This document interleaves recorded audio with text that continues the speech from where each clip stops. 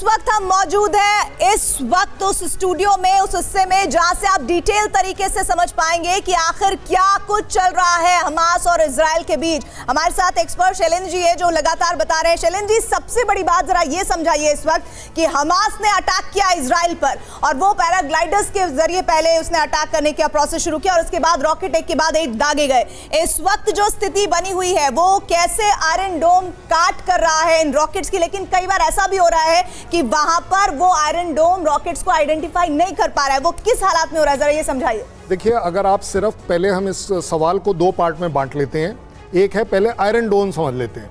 Iron डोम जो है, अगर ये हरे वाला पार्ट हमने इसको गाजा पट्टी माना है, इधर आइए, जरा दिखाइए। यहाँ हम इसे गाजा पट्टी मानकर चल रहे हैं इस समय। ये गाजा पट्टी दिखने में जितनी छोटी है ये उतनी छोटी है नहीं। यानी कि जो लोग ये समझ रहे हैं कि इतना बड़ा इजराइल, और इसके लिए तो यहाँ जहाँ हमास का गाजा पट्टी में जहाँ पर पूरी तरह से एक्टिव है होगा हमास, उसे ध्वस्त करना बहुत आसान है, लेकिन ये इतना आसान नहीं है। आप इसका अंदाजा अगर किसी तरह लगा सकते हैं, 365 स्क्वायर किलोमीटर, 141 स्क्वायर माइल्स का एरिया है ये।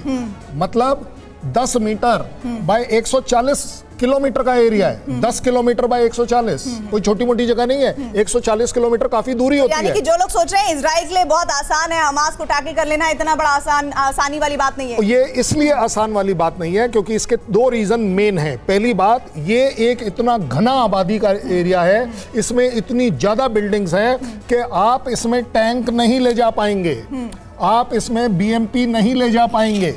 आपको ये बाहर खड़ी करनी पड़ेंगी, बीएमपी टर्न करेंगी, इसमें से ट्रुप्स उतरेंगे, वो ट्रुप्स अंदर जाएंगे। उसके लिए पहले आप एक लीन ऑन ऑपरेशन करेंगे। ये जो फेंसिंग है, ये सब फेंसिंग तक आएंगे, हरे वाले पार्ट के जो फेंसिंग से बिल्कुल आगे हैं।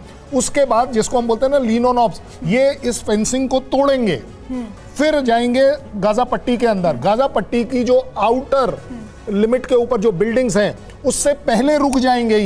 ये तीनों लोग रुक जाएंगे, गाड़ियां भी रुक जाएंगी। आप ये कह रहे हैं कि ये जो गाड़ियां यहाँ जहाँ चौकसी बढ़ाए जाने की बात कर रहा है इजराइल, ये वो हिस्से हैं जहाँ पर टैंक्स, जहाँ पर बीएमपीज मौजूद हैं, जहाँ पर इस वक्त आर्मी व्हीकल्स मौजूद हैं। ये वो एरिया है गाजा पट्टी बॉर्डर जिसे हम कहें जी, वहां पर रुका हुआ है। मैं बिल्कुल कह रही हूँ, बिल्कुल ये इसी को घेराबंदी कह रहे हैं। ये गाजा पट्टी है। ये चारों तरफ से घेराबंदी हो गई।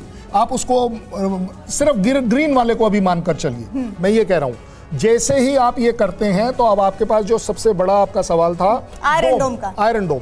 अब यहां से इस पूरे इलाके में से ये मिसाइल रॉकेट कुछ ना कुछ छोड़ते हैं हमास वाले। कहां को छोड़ेंगे?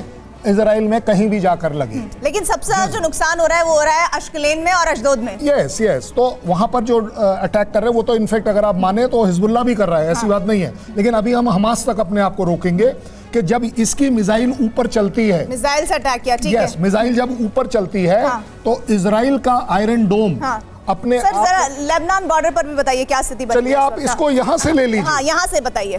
यहाँ से भी एक ही बात है। आप इस समय ये मान लीजिए, उल्टा हो जाएगा मामला। अब आपने सो कॉल्ड लेबनान को अगर चारों तरफ से बॉर्डर वाली साइड से घेरना है, क्योंकि इस साइड से पानी है, इस पानी का घेराव कैसे हो गया? जेराल्ड आके यहाँ बैठ गया। जेराल्ड और उसका जो स्ट्राइक कैरियर ग्रुप है यूएस का, वो बैठ गया। तो इधर से कोई आ नहीं सकता, इधर से कोई जा भी नहीं सकता। सर यहाँ पर मैं आपको रोक रही हूँ। सर एक बार फिर से निधि के पास चलते हैं, बड़ी खबर आ रही है इस वक्त।